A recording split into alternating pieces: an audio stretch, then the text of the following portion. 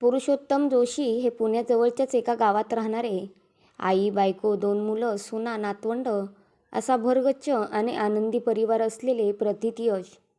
नावाजलेले आणि मेहनती असे एक उद्योगपती. आज त्यांच्या बंगल्यामध्ये बरीच माणसं जमलेली होती. जवळचे, लांबचे नातेवाईक, तसेच बिझनेसमधले त्यांचे वर्षानुवर्षांचे क्लायंट्स, आप्तेष्ट, मित्रमंडळी असे सगळेच ह्या कार्यक्रमासाठी त्यांच्या ह्या मोठ्या आणि आलिशान बंगल्यामध्ये जमलेले होते. आणि त्याला कारणही तसंच होतं म्हणा. आज त्यांच्या आईचा म्हणजेच विमलाताईंचा 90वा वाढदिवस आहे. बंगला जरी आलिशान असला तरी त्यामध्ये राहणारे हे जोशी कुटुंब मात्र मनाने अगदी साधेसुधे असेच आहे बरं का. सोफे, खुर्च्या, गालिचे ह्यावर आलेले सगळे पाहुणे विराजमान झाले होते आणि मध्यभागी एका आराम खुर्चीमध्ये पुरुषोत्तम भाऊंच्या आई बसल्या होत्या. प्रेमळ, सोज्वळ, तेजस्वी आणि निग्रही अशी सगळीच रूपं त्या माऊलींच्या चेहऱ्यावर दिसत होती. स्वतः पुरुषोत्तम भाऊही आईला खूप जपत होते बरं का. आईला विचारून त्यांचं मत घेऊनच ते आत्तापर्यंतचे सगळेच निर्णय घेत आले होते. तेच असं नाही तर त्यांची बायको, मुलं, सुना आणि नातवंड असे सगळेच विमलाताईंच्या म्हणण्यानुसारच वागत होते. अगदी विमलाताईंनाच नाही तर जोशी कुटुंबामधल्या सगळ्या स्त्रियांना या घरात आदरांचं स्थान आहे आणि ही शिकवण याआधी या घरात विमलाताईंनीच रुजवलेली आहे. गरिबीत दिवस काढलेल्या विमलाताई लग्न झाल्यावर जोशी कुटुंबात आल्या. त्यांच्या पायगुणानेच जोशी कुटुंबाची भरभराट झाली असं म्हणायला काहीच हरकत नाही. शिक्षण, शिस्त, कणखरपणा आणि कामातला निग्रह असे सगळेच गुण त्यांच्यात होते. पुरुषोत्तम भाऊंचे वडील त्या काळचे CA होते.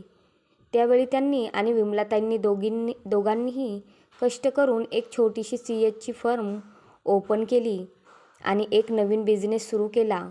आईच्या शिस्तीत आणि प्रेमातच पुरुषोत्तम भाऊ लहानाचे मोठे झाले. त्यांनी उत्तम शिक्षण घेतलं आणि तेही आईवडिलांनी उभ्या केलेल्या या बिझनेसमध्ये उतरले. वडिलांच्या पश्चात त्यांनी बिझनेस अजून जोमाने वाढवला. आई आणि त्यांच्या स्वतःच्या बायकोचाही हातभार त्यांना मिळतच होता आणि आता त्यांची मुलंही ह्याच बिझनेसमध्ये आल्यामुळे तर त्यांचा हा व्यवसाय आणखीनच फोपवला आहे. आधी छोटं घर, मग थोडं मोठं आणि आता हा आलिशान बंगला, व्यवसायाच्या अनेक ठिकाणच्या शाखा अशी ह्या जोशी कुटुंबाची दिवसेंदिवस प्रगती होत आहे. आज निरनिराळ्या पदार्थांची नुसती रेलचेलच होती जेवायला. विमलाताईंना सगळ्यांनी 90 दिव्यांनी औक्षण केले. पण खरंच आजही विमलाताईंकडे बघून त्या 90 वर्षाच्या झाल्या आहेत असं कोणीही म्हणणार नाही. अजूनही त्यांच्यात कामाचा उत्साह पहिल्यासारखाच टिकून आहे. आहा, आयुष्यातला कितीही सोनेरी क्षण असतो नाही का हा. पण खरंच भाग्यवानच म्हणायला हवीत ही सगळी जोशी मंडळी. आज वयाच्या 90मध्येही विमलाताईंच्या आधाराचा, आशीर्वादाचा हात या कुटुंबावर आहे. येणाऱ्या पाहुण्यांनी बुके, प्रेझेंट्स असं काहीही घेऊन न येता एक दिवस सगळ्यांनी आमच्या आईच्या आणि आमच्या सहवासात यावं आणि आजचा आमचा आनंद द्विगुणित करावा अशीच पुरुषोत्तम भाऊ आणि कुटुंबियांची इच्छा होती. सगळ्यांची जेवणं उरकल्यावर मनमोकळ्या गप्पांचा कार्यक्रम सुरू झाला. जोशी कुटुंबातले तसेच ओळखीचे असे सगळेच जण विमलाताईंबद्दल अगदी भरभरून बोलत होते. हो मग आदर्श घेण्यासारख्याच होत्या विमलाताई.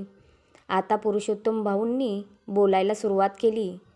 70च्या उंबरठ्यावर असलेल्या पुरुषोत्तम भाऊंच्या चेहऱ्यावर त्यांच्या आईबद्दल कौतुक आणि प्रेम अगदी काठोकाठ भरलेलं दिसत होतं. माझ्या मते तरी खरं तर पुरुषांपेक्षा एक बाई जास्त आत्मनिर्भर असते. फक्त तिला घरच्यांची साथ मिळायला हवी. सुखदुःखाचे बदल स्वीकारून आणि त्यातूनही मार्ग काढण्याची कला पुरुषापेक्षाही स्त्रीला जास्त अवगत असते. बघा ना, अगदी सहजतेने ती स्वतःच्या आईवडिलांशी बांधलेली माहेरची गाठ न तोडता आणि त्या गाठीला न दुखवता लग्न करून येते. आधी बांधलेल्या माहेरच्या गाठीशेजारीच सासरची दुसरी गाठ बांधून घेते. नव्या घरट्यातल्या इतरांमध्ये ती स्वतःच समरसून जाते. स्वतःच नवं जीवन तयार करते. त्यातूनच अजून एका नव्या जीवाला जन्म देऊन त्यालाही त्या गाठीशी बांधून घेते. तिच्या साथीदाराबरोबर आर्थिक शारीरिक कष्ट करून संसाराचा वेल वाढवत असते. संस्कार, प्रेम, शिस्त ह्यामधूनच ती घरट्याला वळण लावत असते. त्या संसार वेलीवर कधी छोटी मोठी वादळही येतातच, पण तरी त्या वादळातूनही ती आपल्या घरट्याला वाचवण्याचा आटोकाट प्रयत्न करत असते बरं का. तिच्या सुखाच्या प्रसंगामध्ये ती सगळ्या घराला सामावून घेते. खरं तर तिच्या घरट्यातल्या सदस्यांचे सुख हेच तर तिच्या स्वतःच्या सुखाचे क्षण असतात. त्याच्या सुखासाठीच तर तिची धडपड चालू असते. एखाद्या आर्थिक किंवा मानसिक क्लेशदायक प्रसंगाच्या वेळी घरट्यातला तिचा साथीदार मनाने एक वेळ खचून जातो बरं का. पण ती मात्र न डगमगता त्याच्याबरोबर खांद्याला खांदा लावून खंबीरपणे उभी असते. त्याला जराही धक्का बसणार नाही याची ती सदोदित काळजी घेत असते. पण तिलाही किती प्रयास करावे लागत असतील हो त्यावेळी. त्या अडचणीच्या प्रसंगाचं दुःख तिलाही होतच असेल ना. पण तरीही ती ते दुःख चेहऱ्यावर दिसू देत नाही. विस्कटलेल्या तिच्या साथीदाराच्या मनाला ती सावरून घेते. त्याला परत एकदा उभं राहण्याचं बळ देते. वैयक्तिक म्हणाव्या अशा कोणत्याही अपेक्षा नसतातच हो तिच्या. फक्त घरट्याने आनंद राहावे, सुखात जगावे ह्याच तर तिच्या अगदी माफक अपेक्षा असतात. सगळ्यांकडून मिळणारा एकच प्रेमाचा शब्द हेच तिच्यासाठी फार मौल्यवान असतं. पण घरट्यासाठी इतक्या सगळ्या गोष्टी करतानाही काही वेळा मात्र तिला तिच्याच घरट्यात अपमानित केलं जातं. कधी साथीदाराकडून तर कधी अपत्यांकडून ती अपमानित होत असते. तिला कोणीही समजून घेऊ शकत नाही.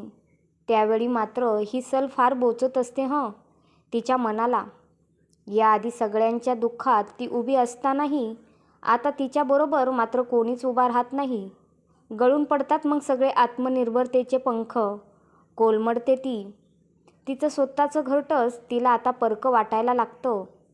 याआधी तिने घट्ट बांधून ठेवलेल्या सगळ्या गाठी तटातट तुटायला लागतात. पण त्यातूनही जर घरट्यातून परत एकदा तिला प्रेमाचा फक्त एकच शब्द मिळाला ना, तर मग बस. तिच्या घरट्यानेच दिलेले सगळं दुःख, सगळ्या वेदना एका क्षणातच विसरून जाते होती.